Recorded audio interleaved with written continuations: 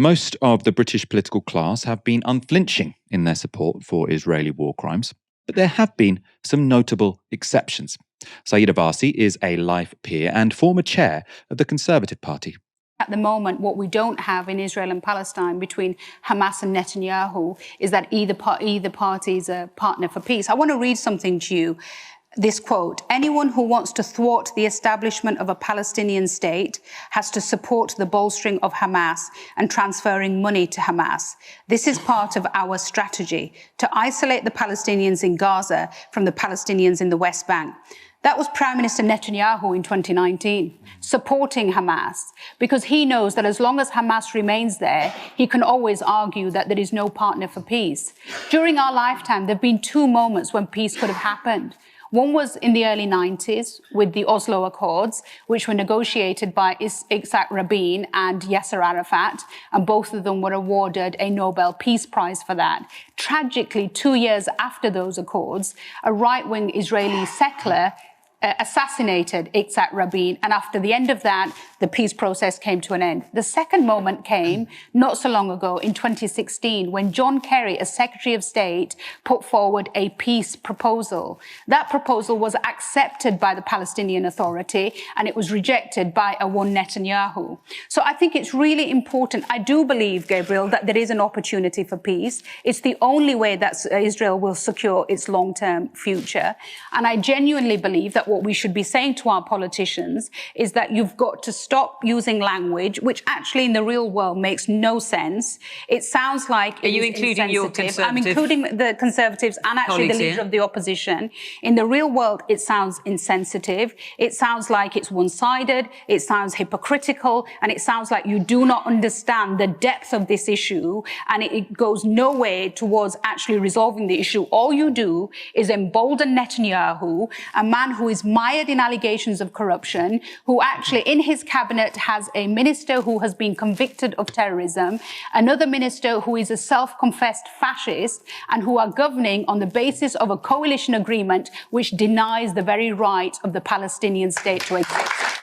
Finally, a senior politician who dares to admit, right, that the history of the Israeli occupation of Palestine goes further back than the 7th of October, right? All we're hearing from both Labour and the Conservatives is that this all started on the 7th of October with this unprovoked terrorist attack, and therefore this is purely a situation where a state has the right to defend itself against terrorists, completely ignoring the fact that that state is occupying another state, and that also they completely blocked any possible chance for peace, thereby weakening the moderate Palestinians and making the radicals the only option, right? It's Netanyahu who's admitted a bunch of times that he wanted to strengthen Hamas because he wanted to have, as the sort of representative of the Palestinians, people who were less interested in the peace process than Fatah, because that meant that he could just say, well, we're in this situation where it's not about negotiation anyway, it's about violence, and we're the guys with the bigger army. Warsi isn't the only politician who's displayed bravery on this topic. The Scottish First Minister Humza Yousaf has been speaking out in favour of a ceasefire for a while now, and yesterday he gave this impressive answer when asked about Celtic fans waving Palestine flags. We're in a democratic society. People can wave Israeli flags, Palestinian flags, Scottish flags, Union Jacks, all they want. Do you think it was a show of solidarity with the people of Palestine? I'm not going to comment. Of course, waving flags is a demonstration of solidarity. First Minister. There are important issues and flags being waved in this crisis.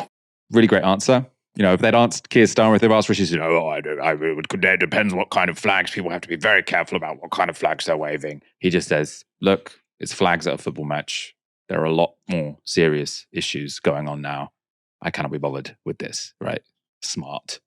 Obviously, he is someone who actually has parents-in-law in Gaza, so he can see what actually matters in this situation, unlike the politicians who are desperately trying to triangulate to make sure that they are seen as on the side of the good people versus the terrorist people, and sort of making it this stupid Manichaean sort of fight between good and evil, George W. Bush style. Labour's Anas Sarwar, so that's Yousaf's opposite number in Holyrood, has now also joined the First Minister in backing a ceasefire. And London Mayor Sadiq Khan released this video today. I joined the international community in calling for a ceasefire. It would stop the killing and would allow vital aid supplies to reach those who need it in Gaza. It would also allow the international community more time to prevent a protracted conflict in the region and further devastating loss of life. Khan has now been joined by Andy Burnham and other leaders in Greater Manchester in calling for a ceasefire. Ash, I wanted to ask you something about this, because putting together this section, it obviously stood out that Varsi, Yusuf and Khan are all of British Asian heritage. And they are they've been leading the charge, I think, when it comes to turning the page on how British politicians talk about this. Is that a coincidence, or do you think that's relevant here? I think it's relevant, but that's not to say that because they're Asian, they've just suddenly woken up to the realities of what's going on in Gaza. In 2014, Baroness Varsi resigned from the Conservative government over its stance towards Israel and Palestine. She called it morally indefensible. Sadiq Khan, before he went into politics, he was a human rights lawyer. Many of the people that he defended, had some kind of connection to the Middle East. And Humza Yousaf, of course, as we've discussed many times, his family members are currently trapped in Gaza. And so I think that these are individuals who wouldn't have necessarily felt about the issue as strongly as they do were they not British Asian, if they didn't have that sense of solidarity with the Palestinians, which is often, I think, held quite dearly to the hearts of many people in the British Asian community, particularly if they're Muslim. But I think it's also been a long-standing part of their politics. I mean, if you can't just reduce politics and values to identity, but I think these things play a role. I think what is more striking about what's happening in the Labour Party more generally is that the Labour Party is under immense pressure over this issue.